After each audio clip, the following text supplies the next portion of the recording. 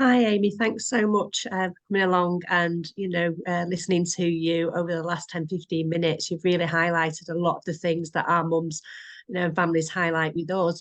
And we hear many stories and we see many open discussions on our forum where mums feel really alone when, about the impact of not being able to breastfeed, whatever that is, whether that's, during pregnancy, you've already told you're not going to be able to because of upcoming treatment. It might be that mum's got a baby at 11 months old when she's diagnosed, that she's still actively breastfeeding. And like you say, her plans were to breastfeed that baby as long as.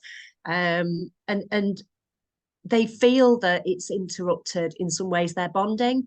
Again, wherever they are on that, whether they're never able to breastfeed, and the guilt they often feel of not being able to feed the baby. And I think it's more than, like you said, it's more than giving them their breast milk and their immunity. I think it is about everything else that you've discussed. And I guess really, how can we kind of,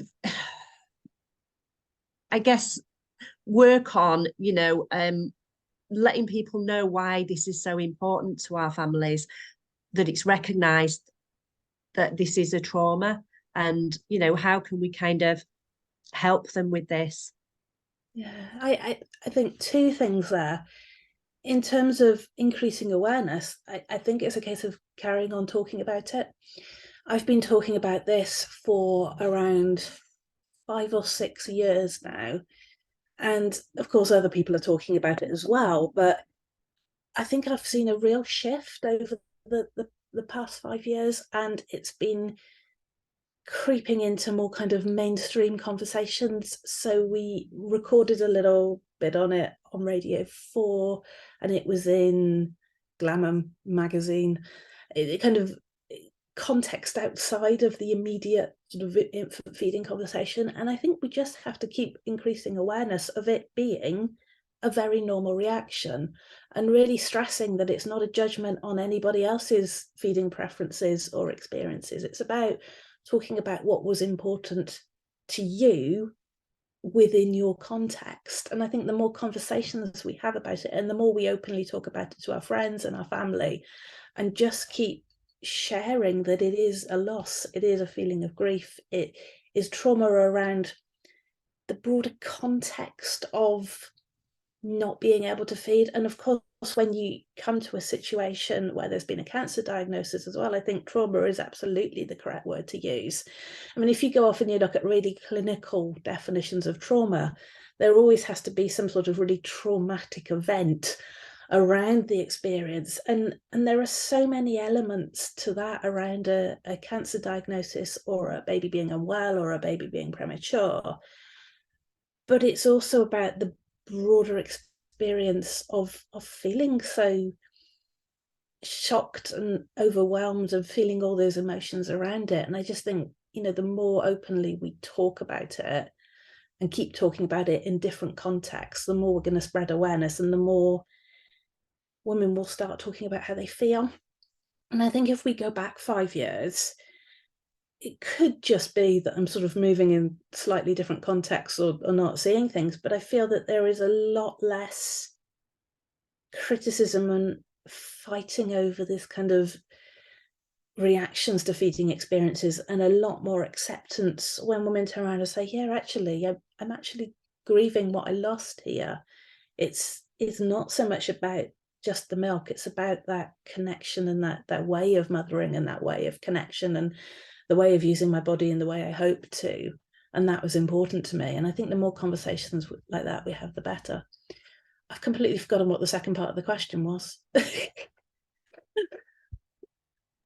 I think it's really tied in with, why is it important that it's recognised? And, we talked about choice before. So these often, our women, our families, and, have this choice taken away.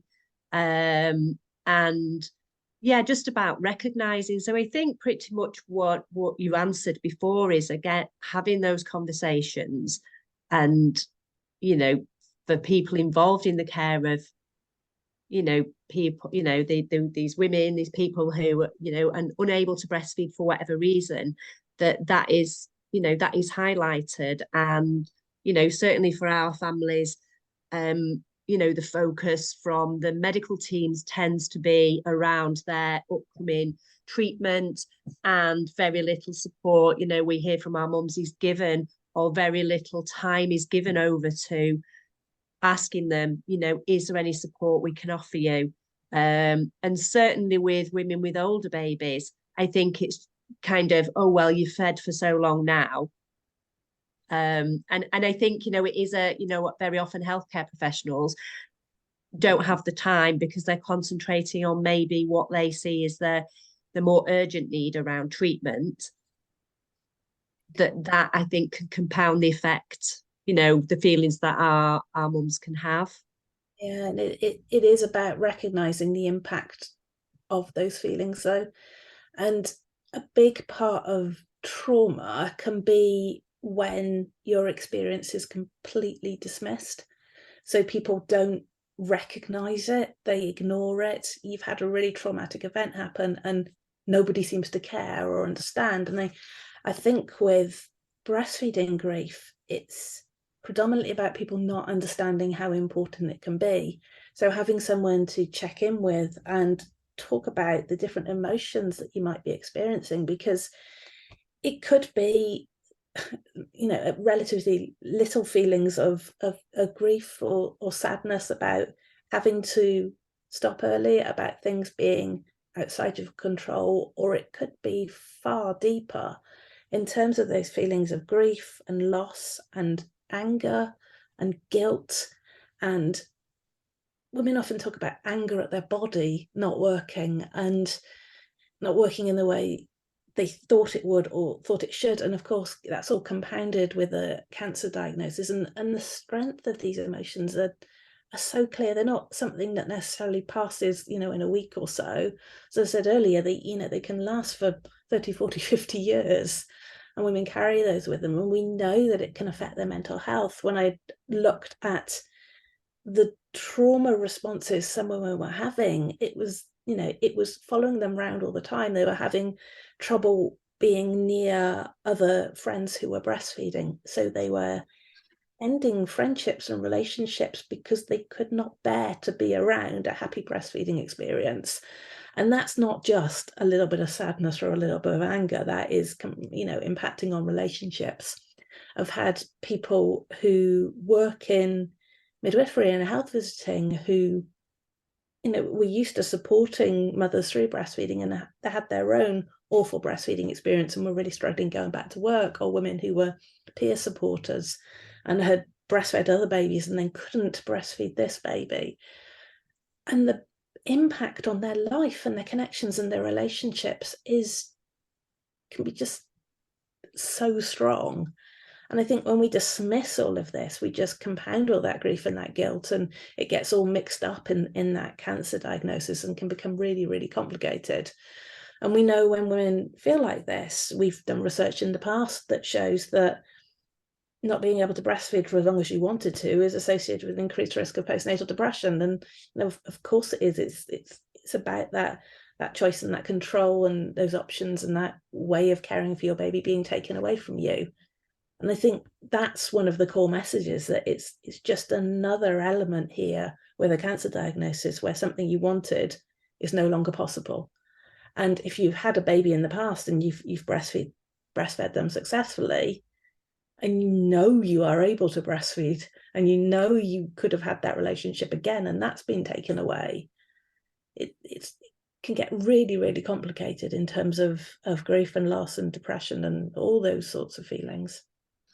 I think that point you just made there is really important, because it's something that we've had many families, vocalize in the past, is when you feel that sense that you don't belong within those peer groups and within things like NCT groups, going to your support groups, your local group, things like that. And if you feel like you have to remove yourself from them because you don't feel like you're yourself, or you don't feel like you're amongst others like you, whether it's because of feeding or not, or because in our case, it's different because you may have a loss of hair, there's a loss of femininity that goes along with all of this anyway.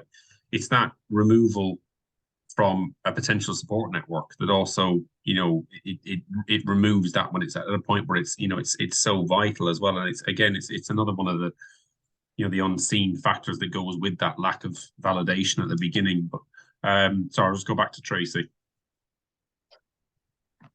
Yeah, I just wanted to kind of add really, because we talked about, mums feeling that they, were unsupported or things were unrecognised, but we also see some really, really good examples of excellent care, of mums that know from quite early on in the pregnancy that, they're not going to be able to breastfeed, and they are supported by, infant feeding specialist midwives. And I think that does certainly make a massive difference. We've had quite a few women who've said, I got in touch, I was referred to, and we will often, say to our mums, just check, is there a specialist midwife around infant feeding that can support you? So not just with the physical kind of, but more the emotional. So I think it can make a massive difference in these really great pockets of excellent care, that, it would be amazing if that was available, to all our families. But it can make a difference, like you say, what's available, and, possibly when you're diagnosed within that kind of pregnancy, or, just after having a baby. So yeah, really good examples of care that we've seen as well. Yeah, I think it's important to remember you can always contact one of the breastfeeding charities and organisations too, even if you're unable to breastfeed. I think sometimes people think they can only contact them with a breastfeeding problem where they're still breastfeeding, or go along to a breastfeeding group when they're breastfeeding. But actually, some of the people best trained to be able to support you when you can't breastfeed are those who are working for an organisation, or who are a lactation consultant, or a breastfeeding counsellor, or peer supporter, because they understand why it's important, and they're not going to dismiss your emotions, and they can have some ideas around connecting and maintaining some of the aspects that go alongside breastfeeding, such as increased skin to skin and things like that when breastfeeding isn't possible. So it's contacting one of those organisations. They're certainly not going to turn you away because you're not breastfeeding.